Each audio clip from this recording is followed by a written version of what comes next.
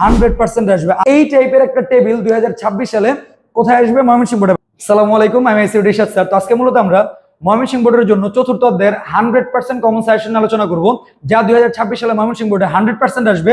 না আসলে টাকা ফেরত।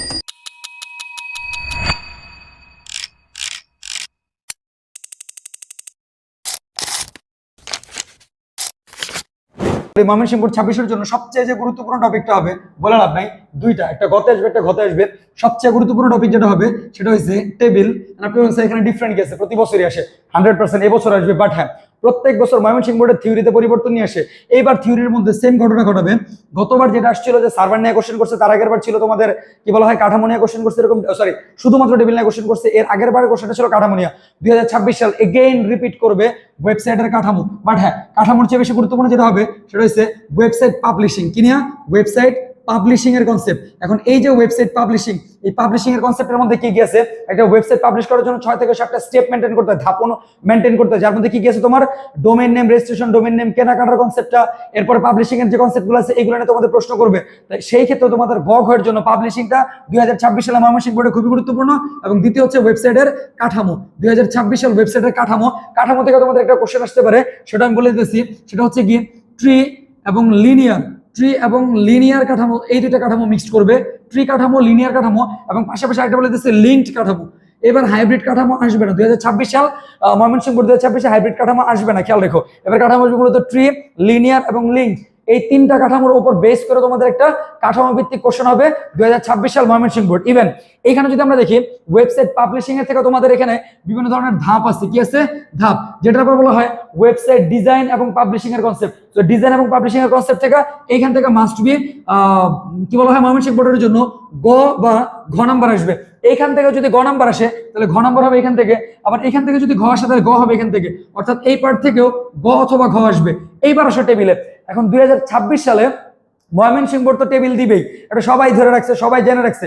বাট হ্যাঁ, এবার টেবিলে কিছু টুইস্ট করবে। বাট তার চেয়ে গুরুত্বপূর্ণ কথা, 26 সালে ময়মনসিংহ বোর্ড একটা টুইস্ট লাগাইতে পারে। সেটা হচ্ছে তোমাদের লিস্টের কনসেপ্ট দিয়ে। কার কনসেপ্ট দিয়া?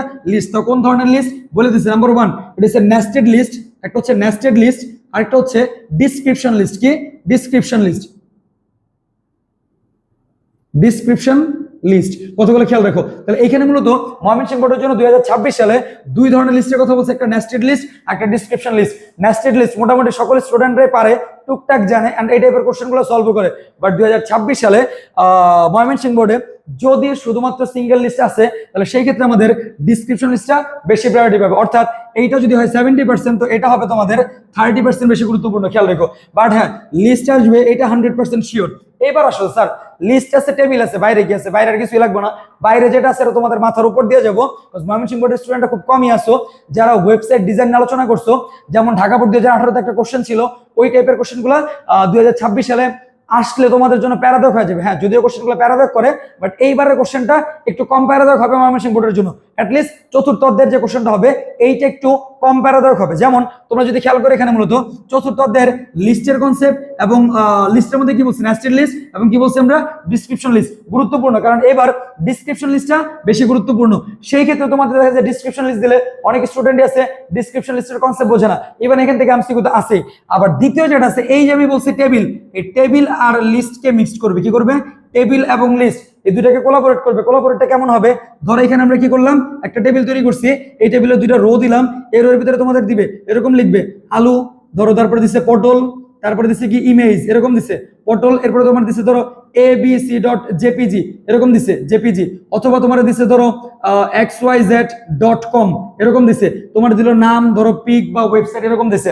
এই টাইপের একটা টেবিল 2026 সালে কোথায় আসবে? ময়মনসিংহ বোর্ডে। বাট হ্যাঁ, এখানে তো আমি রোজ পেন কস পেন দিই নাই, তোমাদের এখানে রোজ পেন কস পেন থাকবে, অর্থাৎ গুরুত্বপূর্ণ রোজ পেন কস পেন দিবে। লাইক এই টাইপের একটা কোশ্চেন, সিম্পলের মধ্যে গর্জিয়াস যেটা বলে, অর্থাৎ টেবিলের মধ্যে লিস্ট আছে এবং ইমেজ এবং লিঙ্ক আছে।